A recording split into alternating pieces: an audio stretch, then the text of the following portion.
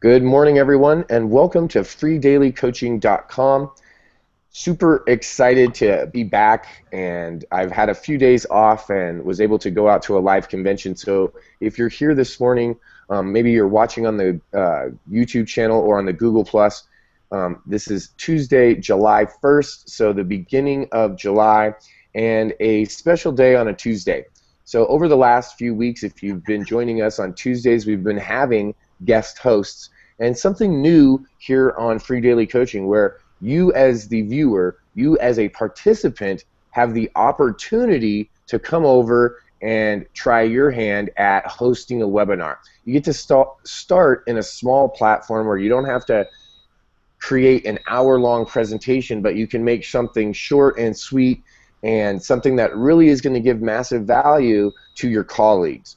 And this morning we have a gentleman that you may or may not have had the opportunity to meet up until now. And if you haven't had that opportunity, then I suggest that this morning, when this webinar is over, you go right away over to Google Plus and get onto Facebook and the YouTube and all of the social media outlets and plug in with Mr. Clive Jeffrey.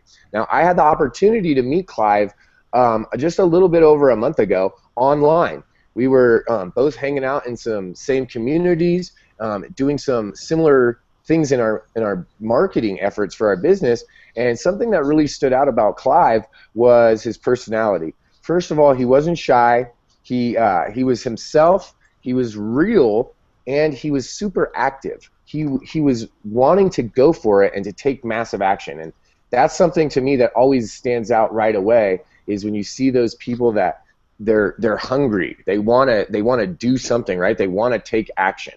The other part that you just can't miss is if you haven't seen Clive online, he's got some amazing exotic birds, right? And they're really super colorful, they're really super fun, and so when you see that, you can't help but say, hey, what's going on over here? What is this guy, a pirate? Does he live in a bird sanctuary? What's going on with this guy? Just that one fact, guys, that fact alone and the pictures that you see makes Clive attractive. So I want you guys to go check out what exactly Clive is doing. I want you to get connected. I'm sure that this morning at some point he's going to give you some of his social links. Without any further ado, I would like to welcome to the Free Daily Coaching our guest host this morning, Mr. Clive Jeffrey. Good morning, Clive. Good morning, Bert. Thank you very much for this opportunity. I really appreciate it. Absolutely. Well, we're glad to have you. I know that over the last couple of weeks that you've been putting together some exciting stuff, so I'm excited. I'm going to turn my camera off. I'll leave my microphone open for just a minute if we need to make sure that you have a screen share. Okay. And I think we're all ready for you to take it away. Great stuff. Well, morning, everyone. Thank you for coming along, and once again, Bert, thank you for having me. So I'm just going to go over to my screen share here. And can you see my screen? Not yet. I'm gonna blue box you so that only your screen comes up, but no, I can't yet.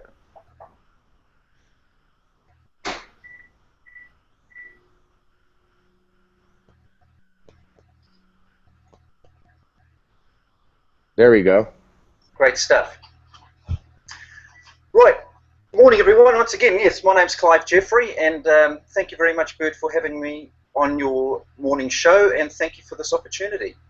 Just a brief background on myself. I started off my career in sales in the printing industry in the early 80s and ended up setting up my own company with my wife in 1990, which we grew to a seven-figure business, and basically did that till I sold it in May last year.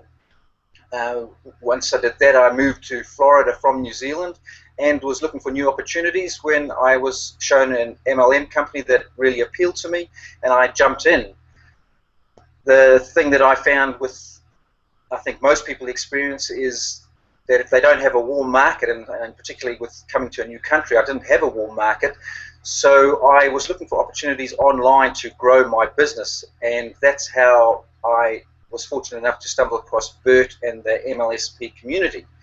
And so that was about a month, 6 weeks ago, and I've been working hard to implement everything that I've been learning. And one of the things that's really appealed to me has been the use of YouTube marketing, and that's what I'm going to feature my training on today. So basically, let's get into it. Why video marketing? And there's two main purposes of video marketing, and the first one being branding. And this is where we want to use it to just get people to know us, and that's the big strength of video, where people can see your personality, your lifestyle, and it's a way to grow your followers and allow them to like and trust you. I mean, we've all heard the sayings that, you know, people join people, not businesses, and this is where the power of YouTube comes in, because people actually feel that they actually know you by watching you on video. So it's a very powerful mechanism. And video is becoming an essential part of online marketing, and it really sets you apart from the competition. You'll notice this if you're scrolling through your feeds, there's only a few people that are actually posting videos, so it really sets yourself apart from the crowd, and there's just no way around it. You just have to get yourself over the fear of being in front of the camera, and you can do it in private, and you can make multiple videos and takes before you're happy with something that you're going to put online. But it does get easier and easier, believe me. I was the same when I first started, and I've noticed that the videos are improving in quality with each one that I make, and it takes less takes to do them as well, which is always good. The second part, and it's probably, well, it is the main part of video marketing, and that is to provide value. And this is where we can impart the knowledge that we're learning to our followers. And the big part for me is that, we've all heard the saying too, that you've got to invest and learn and teach. But for me, the application side of it becomes part of my learning, because once I've watched a webinar, for example, and then I apply what I've learned, it makes it so much easier to actually then go and teach it, because you're coming to your followers from your own perspective. And a big tip that I've learned is that don't try and make your videos that you can add a link to try and force a sale, or if you strive to get a thank you from the content that you produced, all that other stuff will follow automatically. So really just concentrate on the quality of what you're doing, trying to solve an issue, and if it's an issue that you've been having or a struggle that you've been having, then there's going to be many, many others that are out there that are going to be going through the same thing. So if you can provide some content that's going to earn you a thank you, then you've done your job, and I'm confident the rest will follow. The next big thing is like, how do we choose the topic for our daily content or our video that we're going to do? And that comes back to all the training that you're doing. When you're on a video or a webinar, take notes and listen to and watch the video with the intent to learn and be able to produce the content into your own words. And this is a very powerful thing. Don't just sit there, inactively listening. Really get involved and concentrate on what the person holding the webinar is actually saying. And then you can come and produce your own content with your own twist on it. And if it's regardless if it's a MLSP wake-up calls or other training videos, you can say, well, I've just learned this new a little tip today, and you can share it that way. You don't have to make out that as if that you've come up with that tip. People want to know that you're also learning. A great example is like with a book you're reading. And it really hit home to me. I'm actually in the middle of reading Stephen Covey's 7 Habits of Highly Effective People. And yesterday I was reading the second habit, which is start with the end in mind. And we've all heard that before too, but the way he described it was to imagine yourself at your own funeral and what you would like the people there to say about you.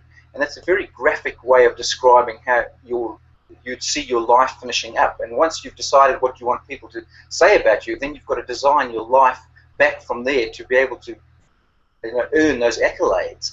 So it's a very powerful way of getting that message across. And that's something that you can easily say, well, form some content around something like that. The other things are like leaders' blog posts. Again, the same way. There's always value being offered. And if you find yourself getting stuck for content, then basically the tip is to go out and learn something new. Because if you're not learning, then you're stagnating, and you really, in this industry, or any industry really, you really want to be moving forward all the time.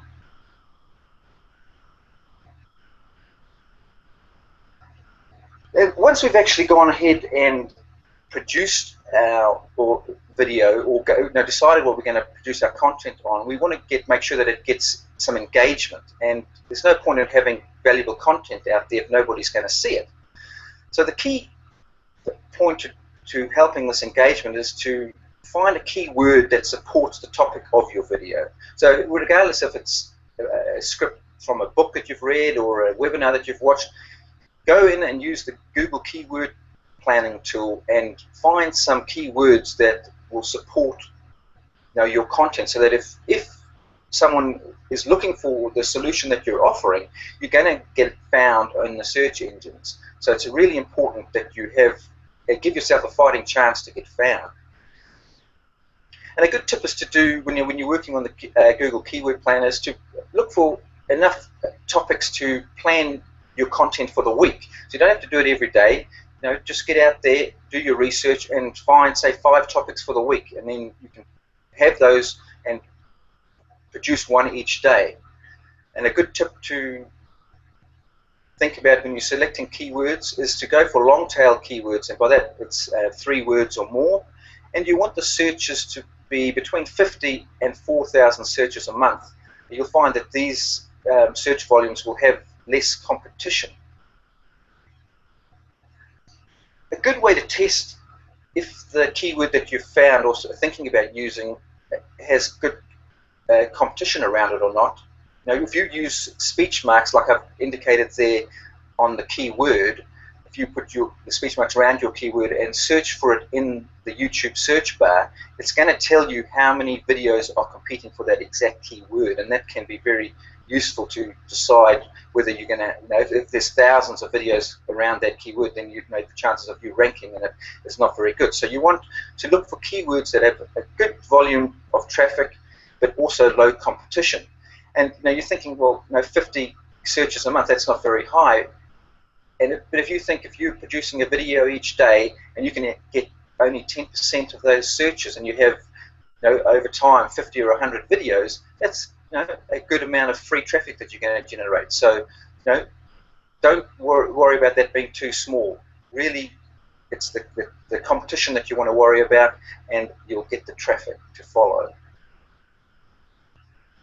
A big thing that you want to keep in mind is the audience that you're trying to attract. We all want leads, and especially when we're starting out, you just want leads of any sort. But it's important to think long term with your business, and what type of audience do you want to attract? If you're promoting an MLM model or an internet marketing model, for example, there's going to be a different audience, particularly if you want to be concentrating on building a team. If everyone in your team is starting out, they're going to be new just like you, so you don't want to be offering highly technical information and scare them off. You want something that's going to be delivered in manageable bite-sized chunks that you would have been able to digest and get some value from a few months ago when you first got started out. So don't be thinking that you've got to attract high caliber people with technical knowledge that you're teaching now. And by high caliber, I mean people more advanced than yourself. That's not the audience we're going after. We're going after people that are just starting out, that we can add value to and get them to join our team. So really think about what you want to be known for in your marketplace, and how you want to be seen, and then gear your trainings around that. You'll really start attracting the people that you want to work with, and they have the same goals in their lives that you do, and it's just going to make the whole process that much more enjoyable. So just heading back again on serving that beginner audience, just reiterating what I just said before, you really want to make sure that you're attracting the right people. So design the content around the beginners in your field, and I can't stress that enough. And 99% of your desired market is going to fall in that beginner group. So concentrate on that, and as you grow, your audience will grow with you, and then you can start offering more technical information as you learn it, and then your audience will be ready for it.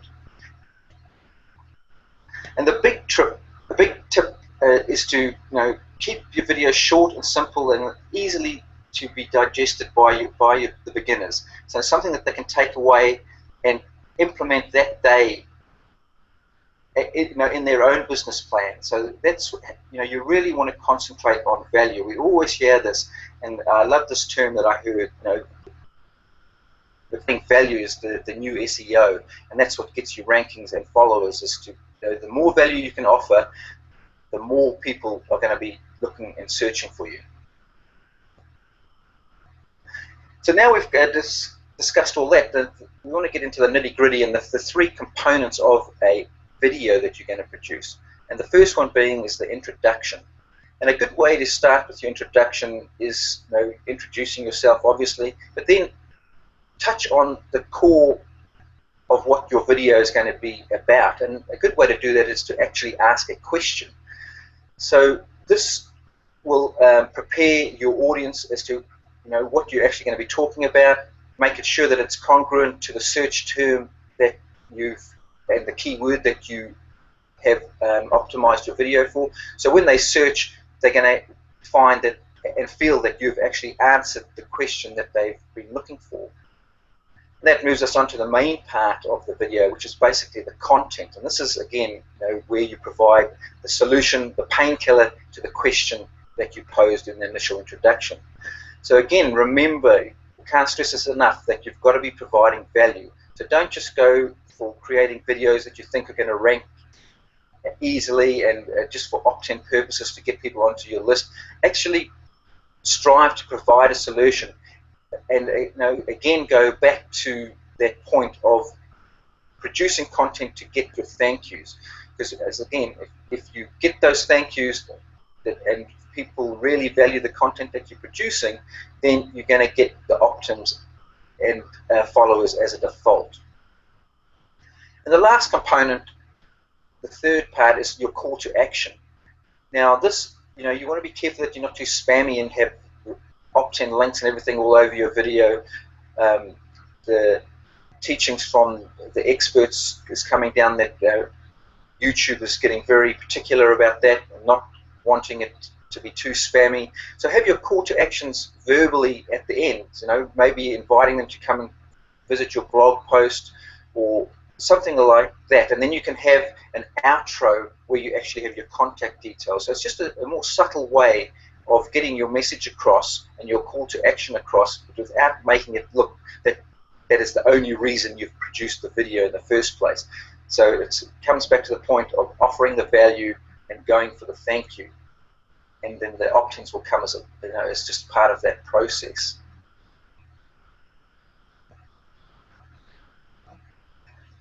And remember, YouTube is actually a social platform, so treat it accordingly.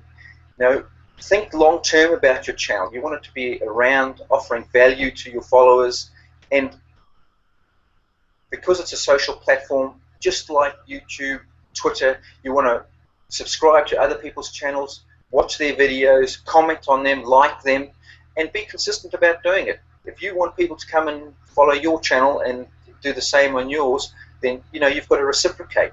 It's very much the you scratch my back, I'll scratch your back scenario, and you'll definitely find that this is a good way to get interaction. And as we all know, with other forms of social media like Facebook, the more interaction on your channel, the more attractive it's going to appear. And so again, if you're providing value, this is going to make it that much easier to do. And the big thing is consistency. We want to really strive to have as much content going up there as possible without, again, becoming too cheesy and spammy.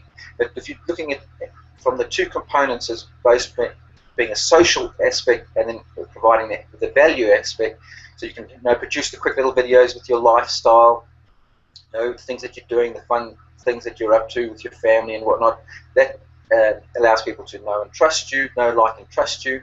And then when you're providing the value with your content, then it's going to make people want to do business with you, hopefully, down the track. So there's four major components to ranking your videos, and we've covered the first two, which is the keyword research and the high quality and high value content. So the first two sort of work hand in hand as we discussed. And the third is the on-page optimization, and fourth being off-page optimizations. So we'll look at the number 3 first. So again, the first, in your description, or even when you're uploading your file, you want to put your keyword and name your file that keyword. And then we want to use the keyword actually in the title, but you don't want to be too spammy. And the old way was very much like this, where you have, say, if our keyword was MLM tips, and then this vertical bar and 3 MLM tips that are proven to work.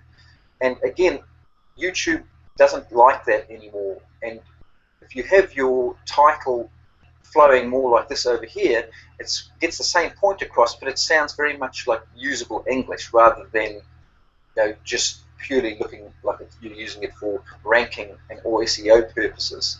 So really keep that in mind and try to get your message across with your keyword in there, but in a nice, easy to read sentence. The next part is, in our description, we can actually use up to 5,000 characters, and it's, if you really want your video to be around long term and you're serious about providing good quality content, you can write a good 500 to 600 word article that's really of high value, and you can optimize it with your keywords, but again, don't overstuff it. You can have titles through it that again have your keyword in it, and the important thing is to make it easy to read. Now the good part about it is, if you do write this article, you can use it there, but then you can also use it on your blog post and have your video embedded in that on your blog, and you can direct people to see it there, and vice versa. From your blog you can drive people to come and visit your YouTube channel. So really take the time, if you want your videos to be around, and when Google goes back and YouTube, they go back and check your channel, they can see that you really are concentrating on providing value to your audience, and YouTube wants that. They want valuable information out there. They want congruent content, so when people search your keyword, they're going to come to your channel and find really helpful information to solve the problem that they are looking to solve.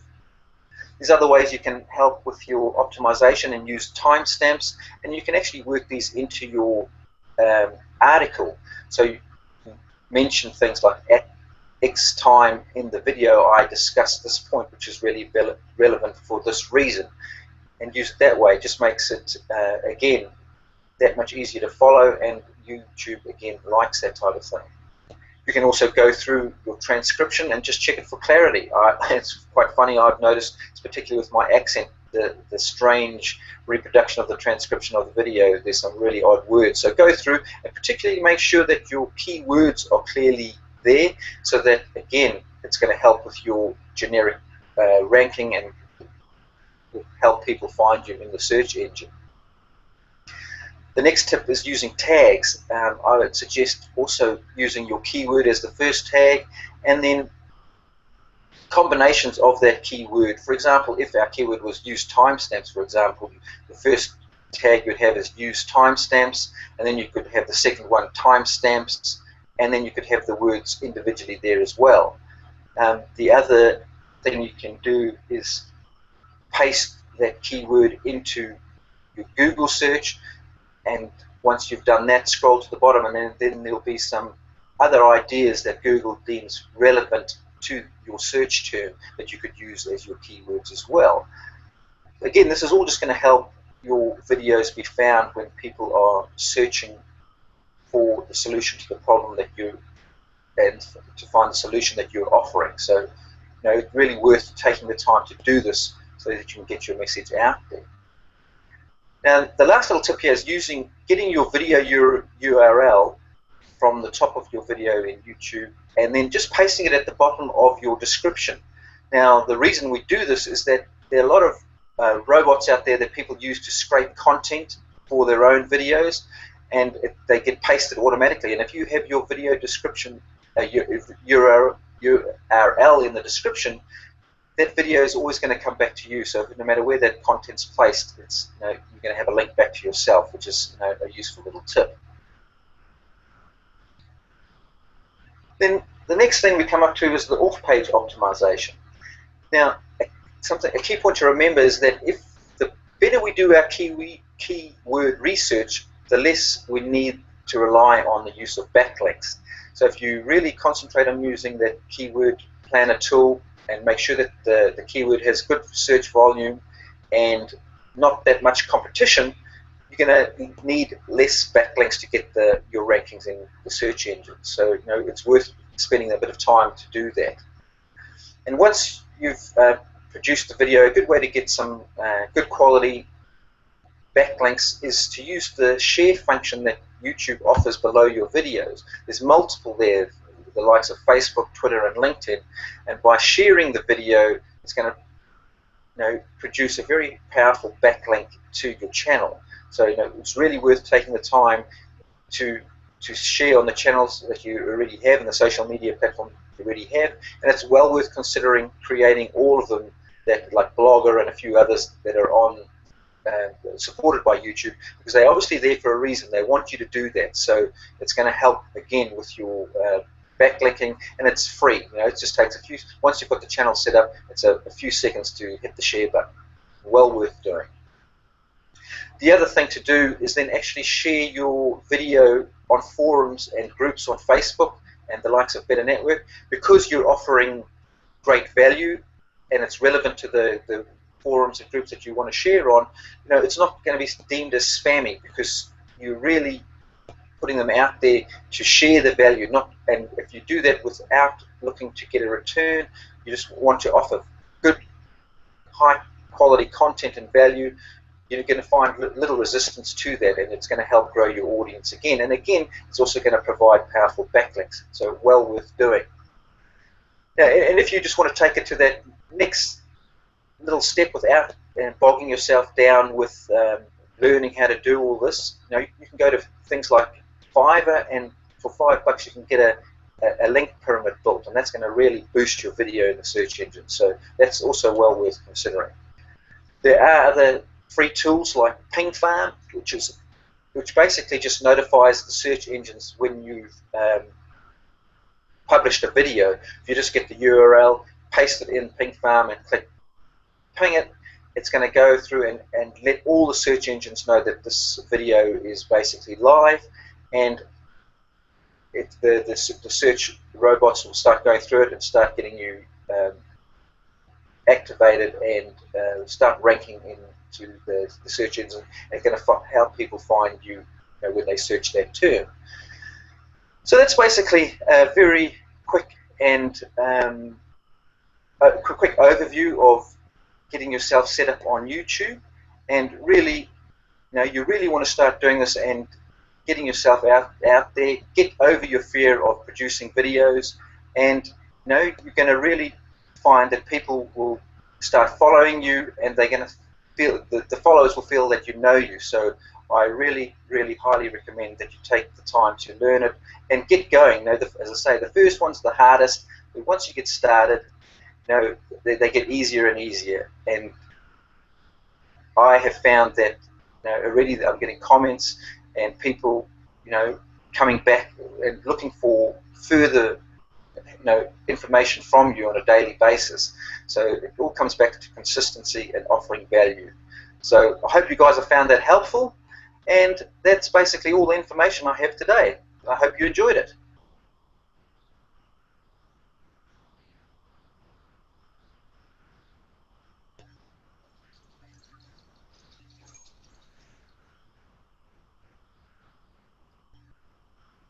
So can you hear me there, Bert?